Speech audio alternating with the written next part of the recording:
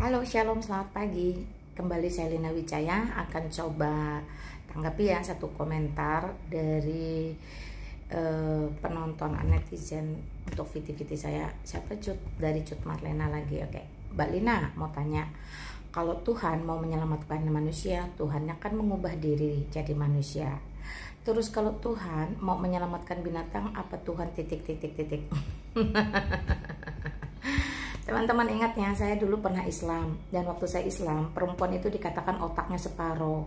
Karena otaknya separuh, ya maka jelas dari cara dia berpikir, cara dia bertutur, bahkan sampai cara dia bertanya, ini kurang lebihnya kayak gini nih. Karena apa? Karena dia tidak mengerti ya bahwa yang jatuh ke dalam dosa ketika di Taman Eden itu Adam itu manusia, bukan binatang. Kecuali kalau Adam di tempat mereka binatang, wajar mereka bertanya seperti perhatikan ya, Adam itu manusia, yang jatuh ke dalam dosa itu manusia, bukan binatang. Dari sini saja sudah kelihatan SDM rendahnya. Makanya jangan jadi bani penghafal. Kamu menghafal segala sesuatu yang kamu tidak ngerti maksud dan tujuannya. Itu sama seperti kamu baca aturan pakai obat dalam bahasa Brazil, sehingga kamu tidak bisa mengaplikasikan dalam kehidupan.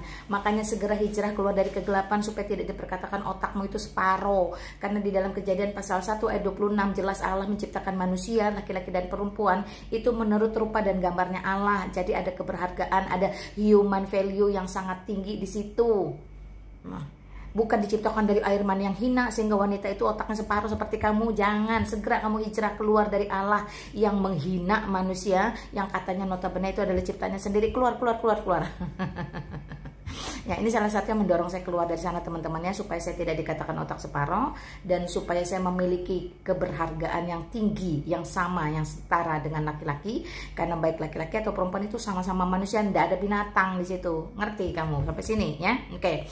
Jadi ketika Adam jatuh ke dalam dosa, ya, Allah berfirman, "Woi Adam, semua buah di dalam taman ini bebas kamu makan, tetapi buah pengetahuan yang baik dan jahat jangan kamu makan, sebab pada hari kamu memakannya kamu akan mati."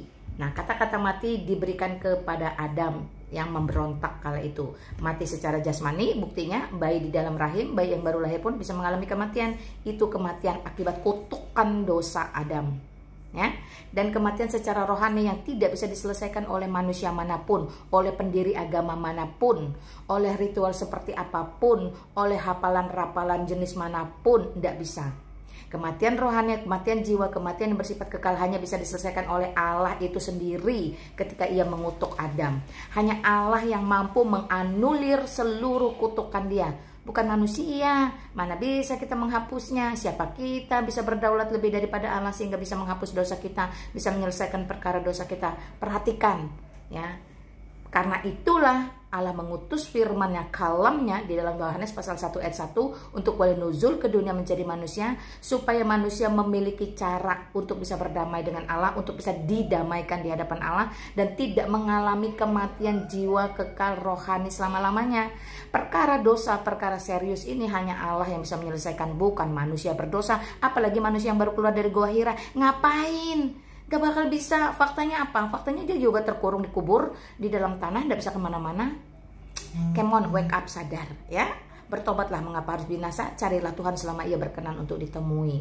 Yohanes 3 ayat 16 itu jelas berkata, karena begitu besar kasih Allah akan dunia, sehingga ia mengaruniakan putra yang tunggal, supaya setiap orang yang percaya kepadanya tidak binasa, melainkan beroleh hidup yang kekal. Puji Tuhan, haleluya.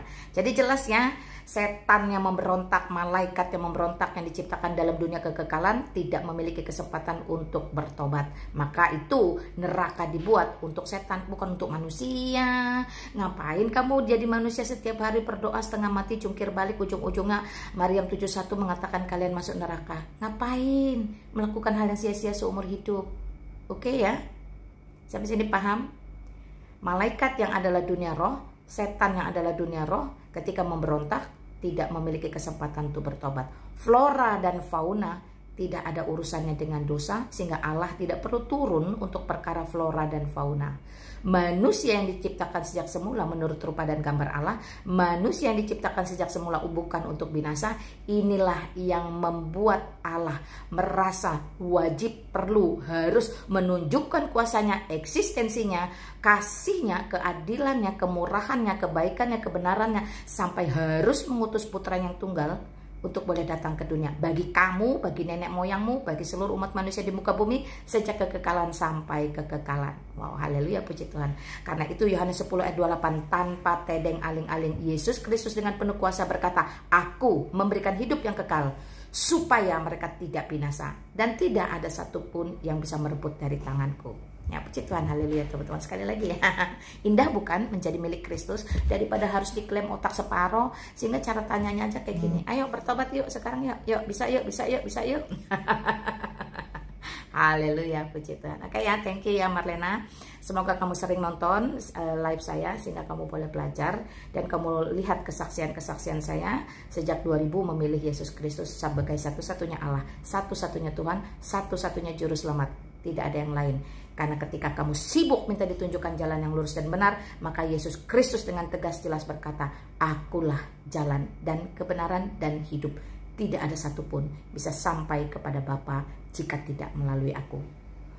Jadi kalau hari ini kamu capek, letih, lelah, dikatakan otak separoh, kesaksianmu tidak dianggap, direndahkan, kelak jadi istri, jadi budak suami, kelak mau cari surga butuh suami, ya, dengan lembut penuh kasih dan kuasa Yesus Kristus memanggil kamu sekalian. Matius pasal 11 ayat 28, come to me, marilah kepadaku semua yang letih, lesu dan berbeban berat, aku memberikan kelegaan kepadamu. Amin.